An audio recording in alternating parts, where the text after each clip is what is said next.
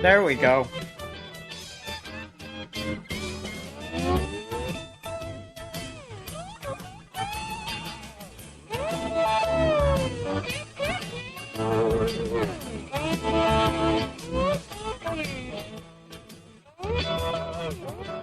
Hey, everybody. Good evening. Welcome to Wallace Hartley, the podcast presents. I'm your host, Glenn Lamont, along with my co-host, Paul Chartier. And how are you this fine evening? Everything good? I'm doing well. I'm excited about this. It's nice having a guest. It's nice not having to listen just ourselves on the podcast, but also it's because it's a subject that I'm really looking forward to getting more informed about. It's I don't think there's a lot of folks that are familiar with exactly what's going on. So that I'm really looking forward to, and I'm really glad we had somebody here that's like willing to talk to us about this. So welcome, a warm welcome, Kabir. Listen, we're thrilled. First of all, I'm thrilled anytime anybody agrees to be a guest on this show, let alone somebody who actually has something to say. So yeah, let's head right into it. So our topic this evening is something that, is, as Paul said, of great importance. I don't think we hear enough about it. I think it's one of those things that comes up in the news once in a while, and people are, oh my God, that's horrible. And then they go back to scrolling through their phones, probably an iPhone made in China. So, you know what I mean? Right. So some say we are currently teetering on the brink of World War III. Russia has invaded Ukraine, and the world is watching as innocent civilians are being slaughtered because another despot has decided that he'll have what he wants at all costs. Only this time the stakes are extremely high, as Vladimir Putin has his finger on a button that controls upwards of 5,977 nuclear warheads, of which around 4,500 are considered strategic, which means they can be fired over long distances. What makes this war different than all the others? Well, it's become quite clear that Ukraine is a majority white population. And as one CBS News foreign correspondent so blatantly pointed out, Ukraine isn't a place, with all due respect, like Iraq or Afghanistan that has seen conflict raging for decades. This is a relatively civilized, relatively European city where you wouldn't expect that to happen. In short, they look and act just like us, so we need to sit up and pay attention. On any given day all around the globe, innocent civilians, women and children, old and young, are being slaughtered by authoritarian regimes on a daily basis. The only difference is that they're people of color, and so little is done about it. They are Palestinian, African, Asian, and Muslim. They are people who have done nothing to deserve the violence perpetrated against them other than being brown, black, or the wrong religion, according to whatever dictator or warlord has decided that they are a threat. Now, for the first time in a long time, the Western world is associating the word refugee with people who are white. And yet they still don't seem to make the connection with all the conflicts happening in other countries. They cannot see past themselves. However, wherever there is oppression, there is also activism. And activism means hope. Underground movements have gone hand in hand with revolution since we've become so-called civilized nations. The current quiet revolution that's becoming louder by the day concerns the Uighur genocide in China. And since the start of the Cultural Revolution in China, violence and oppression has been common, and the rest of the world has done little to oppose it. Even as China's recently hosted the 2022 Winter Olympics, and many nations decided to make their opposition known by diplomatic boycotts, this meant not sending any government officials, but they would send athletes. the question should be not why didn't everyone just outright boycott the games, but why was China allowed to host it in the first place? The PRC has proven time and again that they care for nothing for individual rights and freedoms, as is evident in Tibet and more recently in Hong Kong. But the most horrific abuses seem to have been reserved for the Uighur people themselves, whose main threat to the Chinese government seems to be their sense of cultural autonomy and occupying ancestral lands. The approach taken by China is very similar to the one Canada took and continues to take with the Indigenous people here, and has led China to accuse Canada of the kettle calling the pot black, and for good reason. China is a huge trading partner for Canada and many other countries, so no one is too eager to rattle their cage very hard. Some finger pointing, a diplomatic boycott, and the odd sanction are about the extent of the condemnation. So how can we make a difference? And, you know, it's auspicious that today is the International Day for the Elimination of Racial Discrimination. And joining us today is someone who can hopefully tell us how we can make a difference. Born in Almaty, Kazakhstan, a year after his parents fled Xinjiang following a government crackdown in 1997. He holds a degree in molecular biology and is currently finishing up his Bachelor of Education at Simon Fraser University. He's an activist, writer, and filmmaker, and he currently resides right here in Vancouver, BC, where he teaches high school. Kabir is also the founder of the Score for Rights campaign to raise awareness of the Uighur genocide at the 2022 Winter Olympics in Beijing, China. Please welcome to the program, Kabir Qurtan. Thank you so much. Well, you're welcome. I can't thank you enough for being here, Kabir. And before we jump in with the serious stuff, you need to tell us what is more dangerous, being Uighur and an outspoken critic of the People's Republic of China, or being a teacher? Oh, it depends on what age group you teach. It really depends. I actually did finish up, luckily, my education degree earlier in December. And now I could probably say I am a certified teacher here in Surrey. And before I claim any other... Surrey, no less. Yes, I love it out here. But before I even consider myself an activist or anything else, I would like the people out there to know me as a high school teacher. Because for too often have the Muslim people really been victimized and said, oh yeah, they're activists, or they're victims, or they're refugees. No, I'm a high school teacher who happens to be Uighur, and out of the necessity that my community needs, I had to step up a little bit and speak up against the CCP regime. So we started hearing about detention camps and forced labor and things like that back in like around 2017, 2018.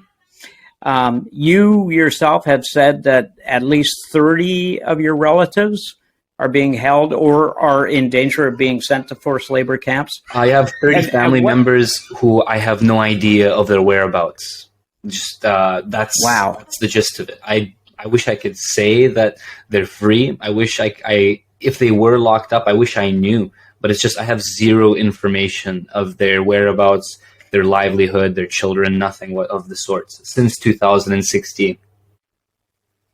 Wow. And at what point did you decide to speak out, to become the activist that we know you as today? It was a gradual change, I would say. There was always a bone in me that wasn't really content with the fact that I'm not home. I mean, I'm visibly different. I came here and I didn't speak English. I was an outsider for a long time, and I wasn't welcomed all the time, whether it be in the schools, in the communities.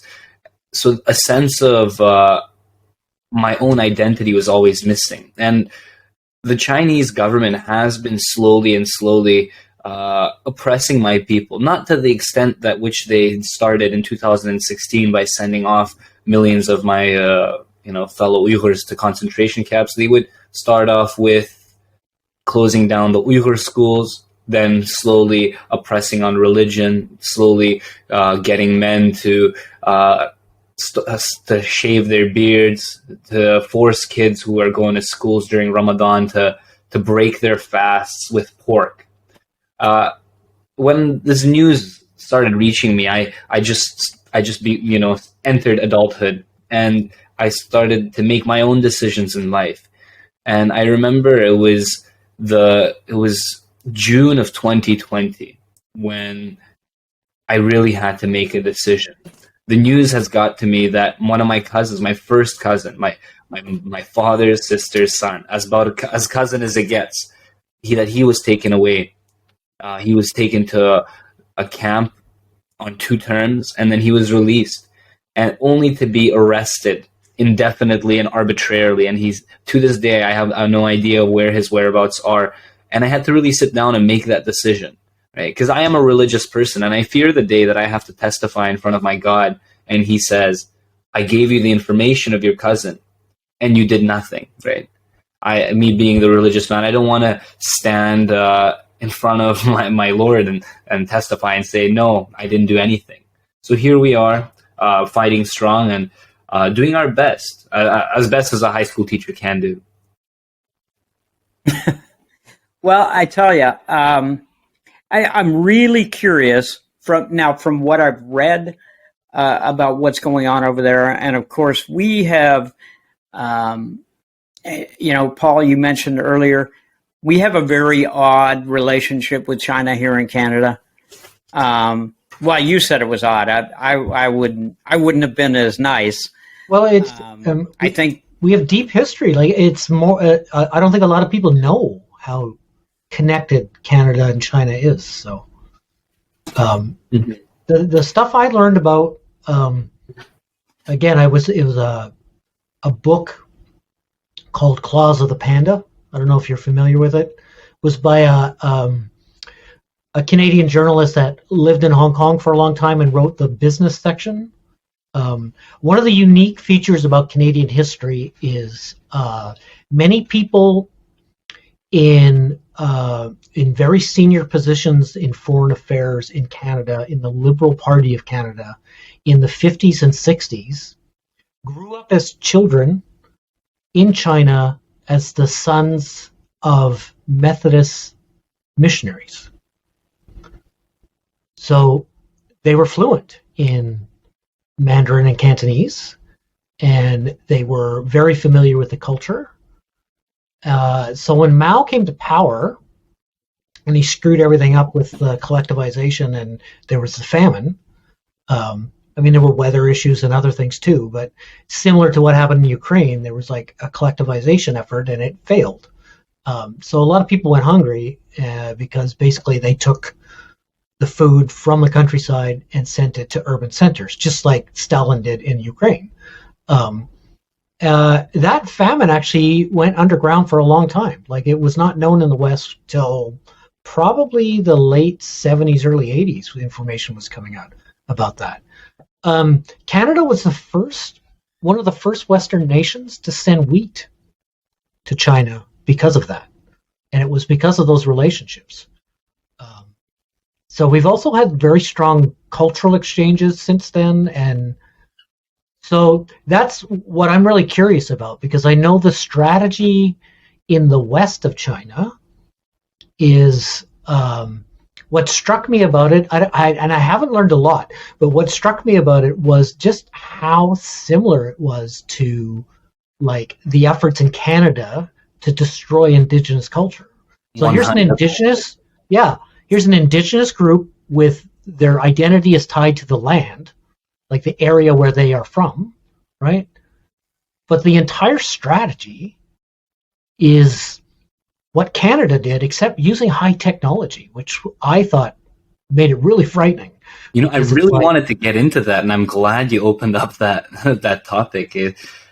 China is a master copycat, whether it be trying to find their hands on U.S. military equipment and trying to re-engineer it, to the systematic oppression of a people, to when you look at what they did in Canada to the Indigenous populations all over, and what they are doing to the Uighur people, it is from the exact playbook, to the point where they are trying to mix the ethnicities forcefully, sending Han Chinese military men to live in individuals' households, similarly to how certain populations of mixed Indigenous people were formed, to the point where the residential schools are very common and very prevalent in East Turkestan. I like to say East Turkestan not as an independence movement, right? I don't believe in fighting independence at this point. I think we need to fight for human rights first, and then maybe if the conversation opens up, we can talk about that. But at this point,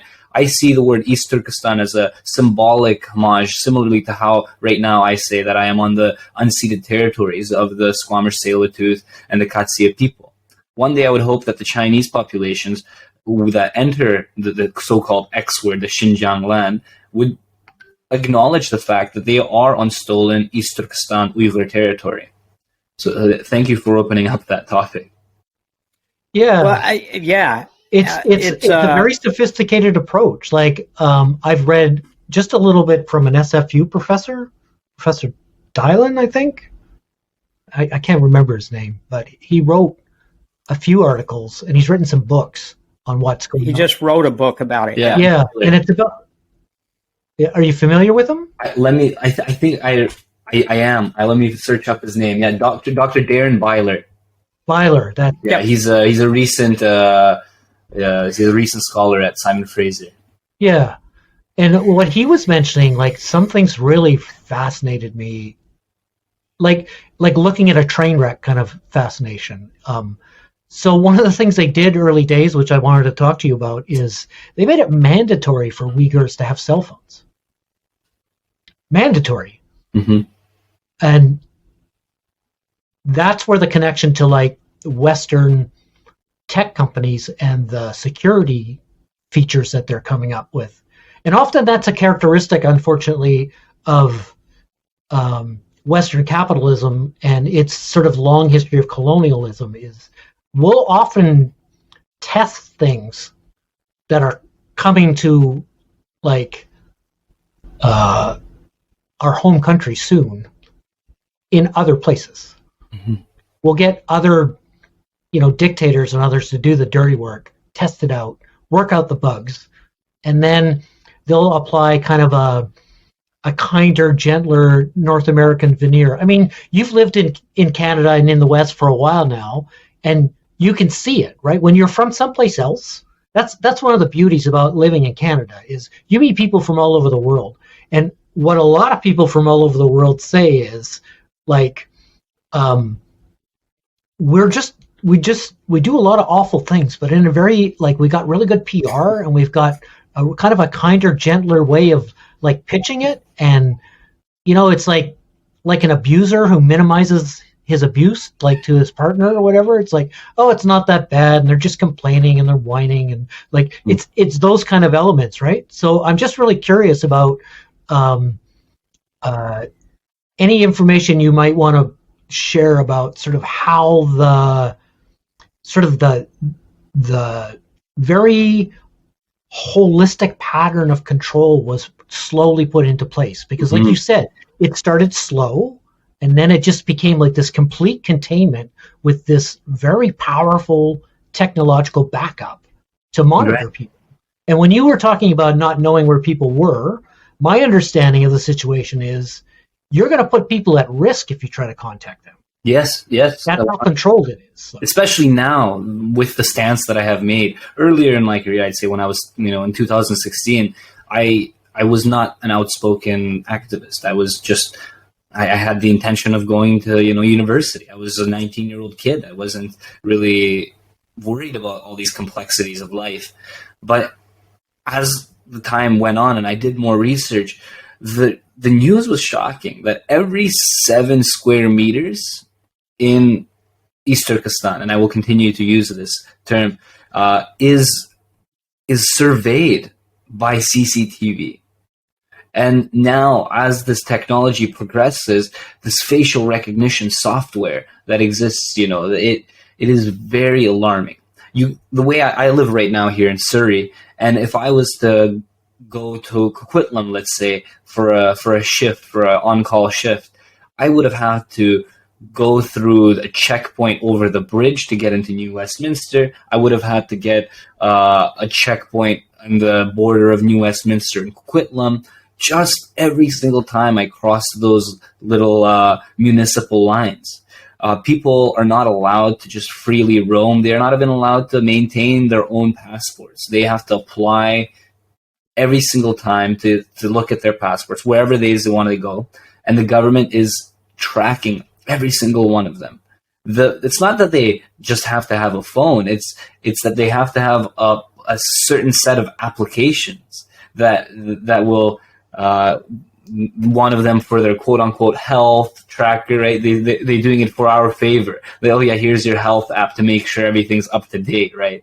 And then another app for their finances, another app, and they are not allowed to get rid of these apps. If you delete them, then guess what? The government authorities will knock on your door and say, hey, by the way, is everything okay with you? We're just making sure that, you're healthy, just checking up, a police officer, of course, and just making sure you're healthy.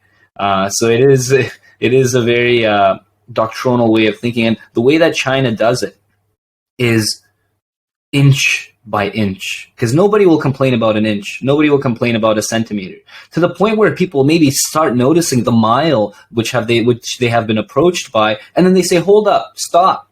And China will stop. They say, okay, no problem. You know what? Maybe we did outstep, until the media stays quiet, until there is another thing that people jump on, until Kim Kardashian starts dancing for some reason again. And then guess what? The media stops thinking about him. Then they start inching again. Inch by inch by inch, because there is an agenda, and we cannot deny the fact that they have not reached their full agenda. Right? No nation wants to be number 5. Every nation wants to exceed until the point they are maximize their potential. And China is doing just that, and their goal is not a 5-year, 1-year goal. No, they are here for quote unquote a long time. So they will keep inching until they get what they want. Oh, yeah. And, when we were talking earlier, I was also going to mention, I guess our freedom rally here in Ottawa must have given you a good laugh. Oh, my goodness. Listen, I'm a scientist, right? I studied molecular biology, and I do believe in the efficacy of vaccines. I'm going to put that out there. But I do believe in the freedom of everybody doing whatever the heck they want to do. Right? It is important that we uphold those values. Right? Like I said, and I'm not trying to sound like a tinfoil hat guy, I'm a religious dude, right? And unfortunately, in this day and age, religion has been equated with hocus pocus. And I'm not even allowed to have a point of view about anything now, right? Everything is given to me, whether it is in my classroom, whether it is how I vote. All these ideas are forced down my throat. And I believe in vaccine. I'm double vaxxed, but I don't believe that everybody should force. I know people that in Canada, right, traumatized through the healthcare system, individuals who were lied about the injections they were received, and they were sterilized. This has happened in our own nation, where people who got tested on a lower IQ back in the 80s, they were sterilized against their will and against their information. Right? I'm not saying that Pfizer and BioNTech is out here trying to sterilize the population, but the people who were traumatized, they deserve the freedom to not inject themselves. Oh, and this still happens. It's still common with Indigenous women in this country to be sterilized against their will. Several have been, and there are lawsuits happening right now. And it's a slippery slope. But I had to poke fun at, the hillbillies who went to Ottawa just because, it's fun and it's easy. Like, sir, you're driving a truck across a nation, enjoying your view on the way there, getting fed by donors. There's no reason for you to complain. Pretty much, yeah. Kabir, I first heard or became aware of you and the Score for Rights campaign when I saw you being interviewed by Chemi Lamo, I guess on her Instagram. And yeah, that's right. I follow people on Instagram. Wow, and Chemi Lamo, what a woke person you are, Glenn Lamont. Well, I was pretty. I first read about her when she. I don't know whether she got elected for student body president or it was vice president at the University of Toronto, and then all these death threats started coming her way, and near as we can figure, they came,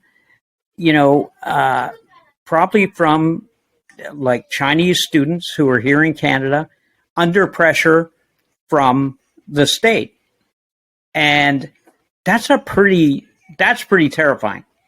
It's pretty terrifying that,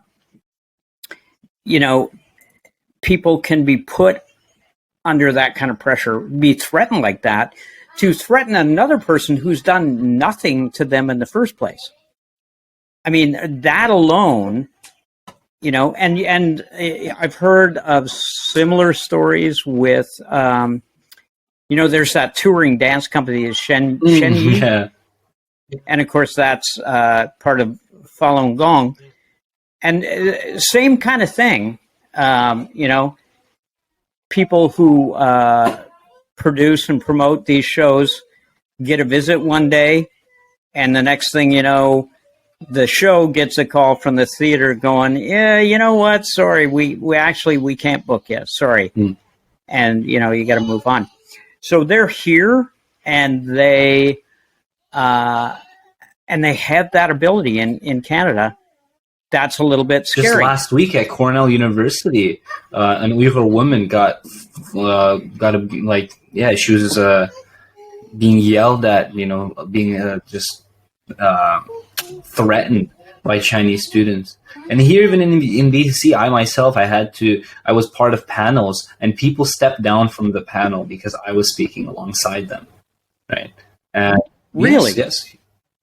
Yeah, I was going to ask you about that, because it's a strategy of the Communist Party since the late 50s, early 60s. So as soon as there was access, I really liked some comments you made in the very beginning of this, where like you referenced that like China really plays the long game, right?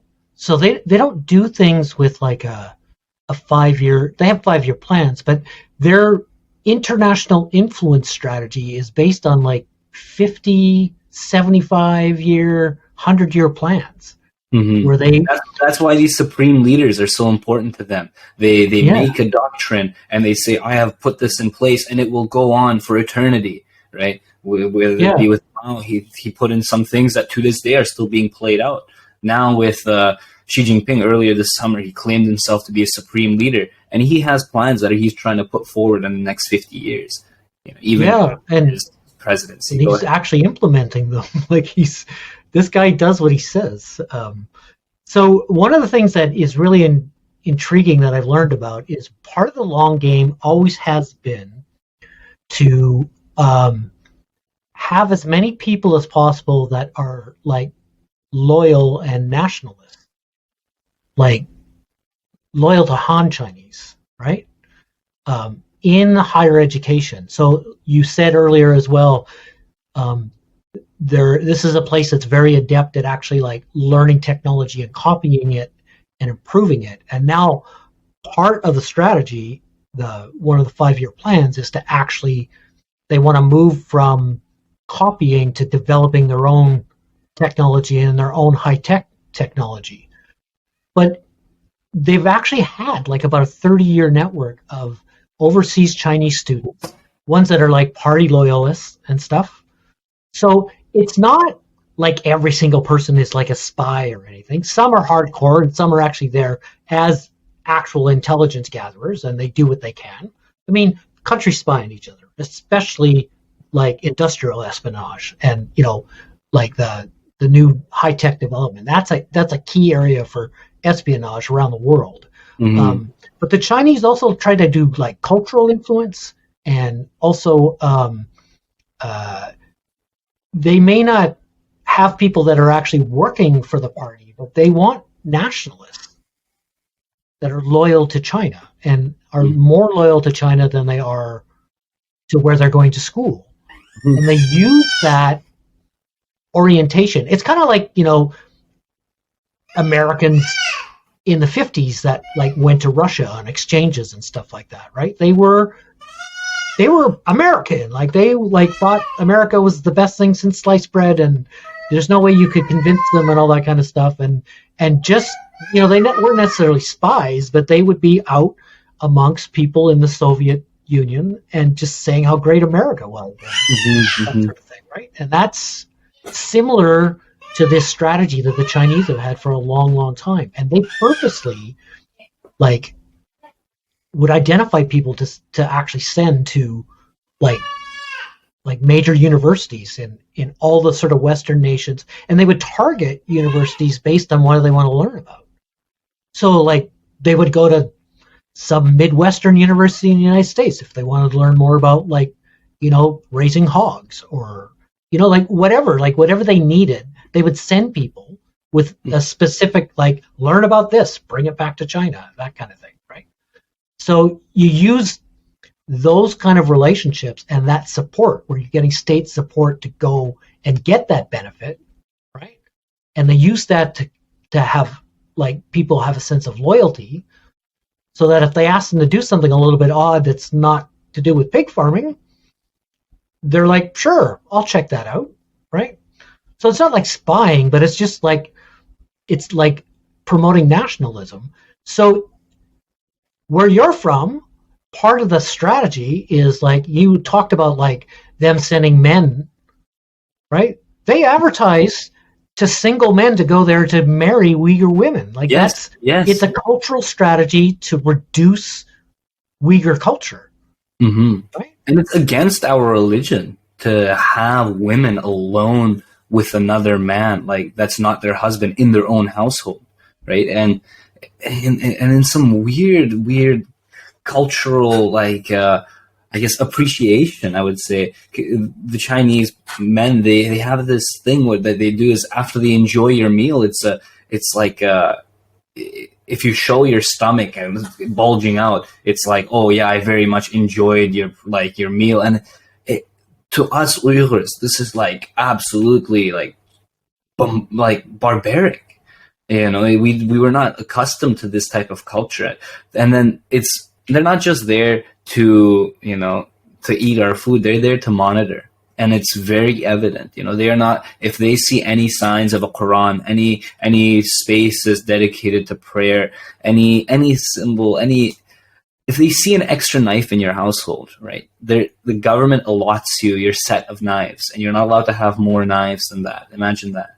Your shovels, all of the tools are documented by the government. And if you have a surplus, or if you have less, they'll question you. They say, where did you give it to? Who did you give it to? Why don't you have it?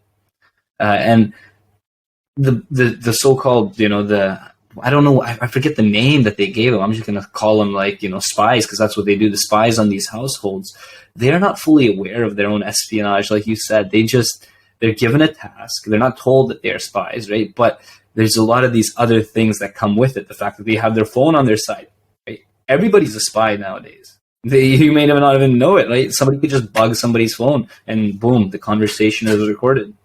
So it is a very, very tricky situation to navigate around.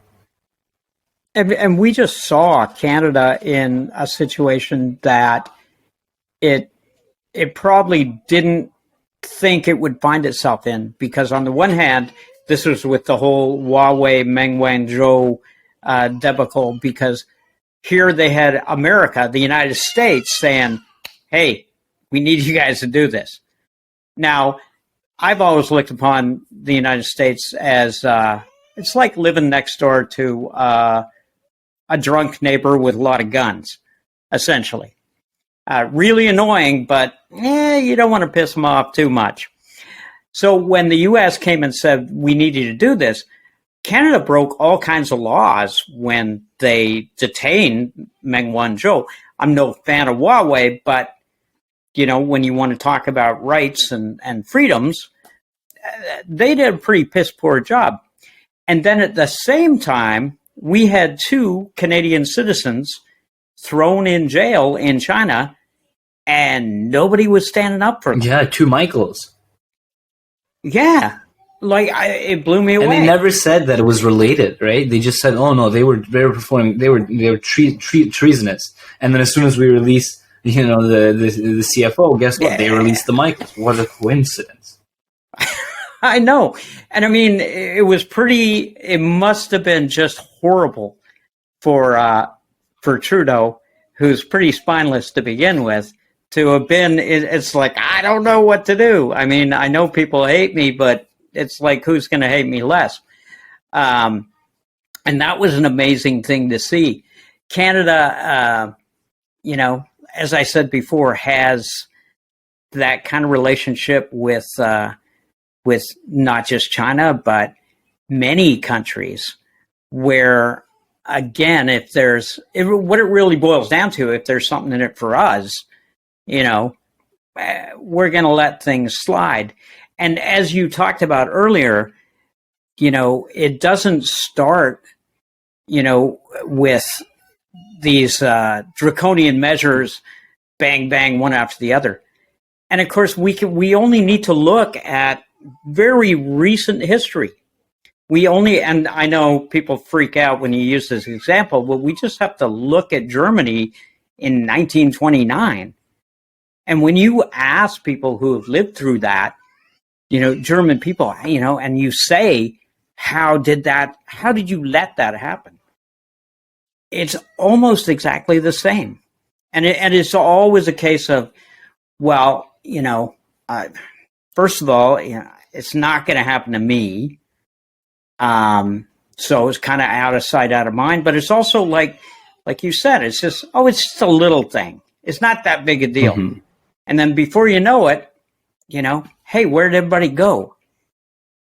And Canada seems to be quite complicit just by our own apathy, by the way they looked at the 2 Michaels and kind of went, we don't know what they did, but they're in jail, and we're going to try and get them out, instead of just calling it what it was.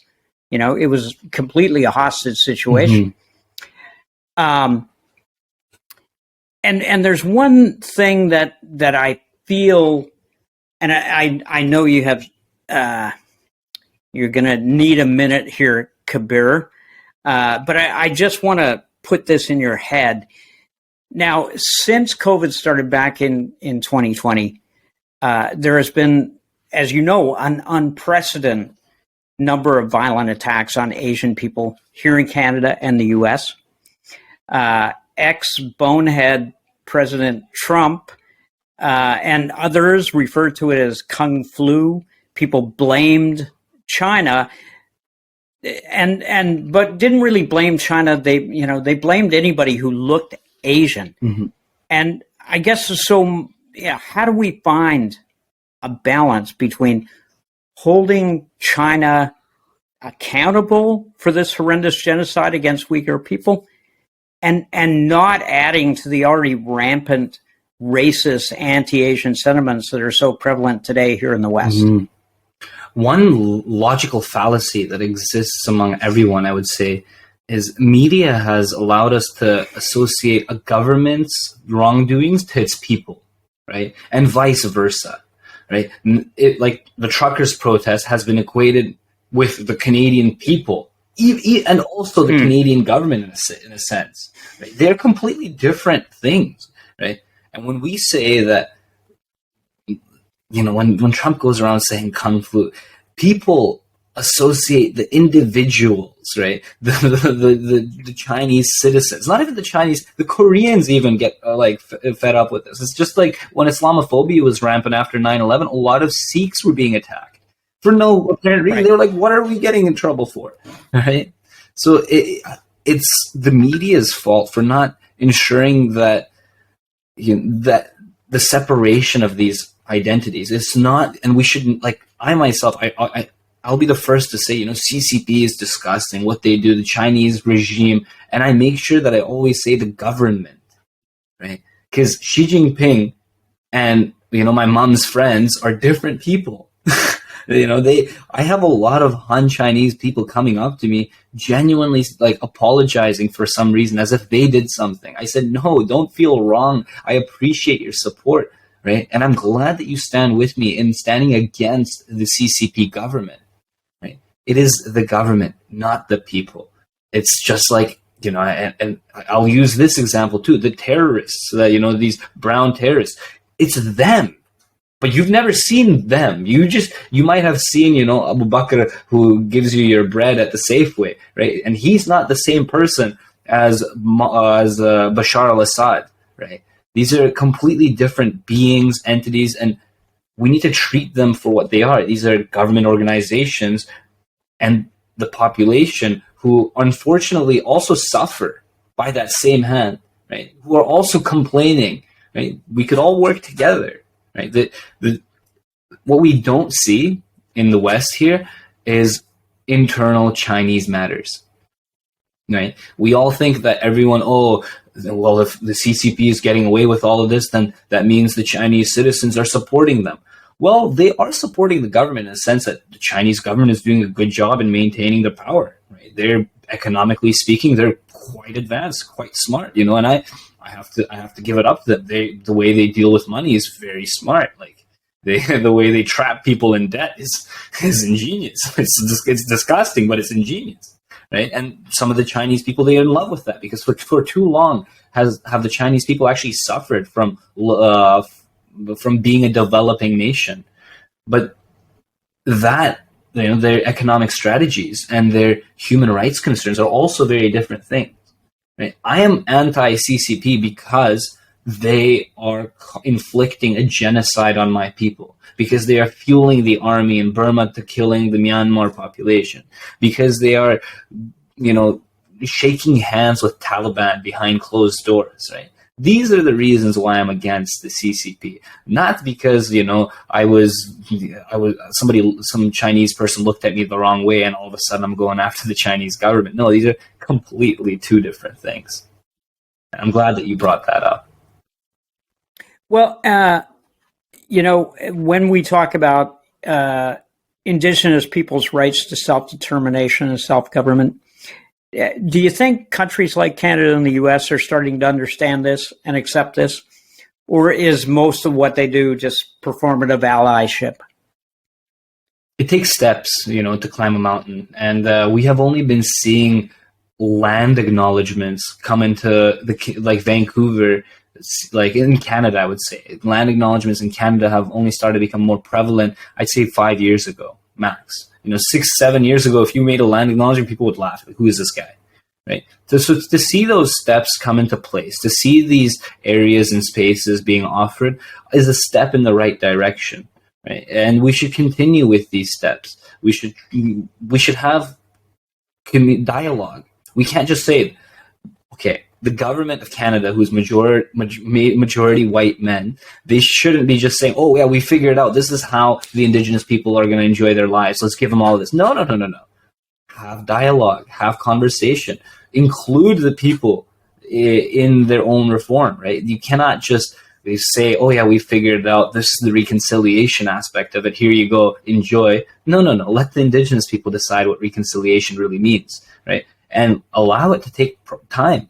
We don't mess it up. Make sure that you are showing that you are putting effort, but you don't have to force it within a week, right? Because then you'll just slip up and you'll make weird mandates, and next thing you know, a whole bunch of people are complaining again. Take the steps, be patient, and have a genuine approach at trying to get through to reconciliation.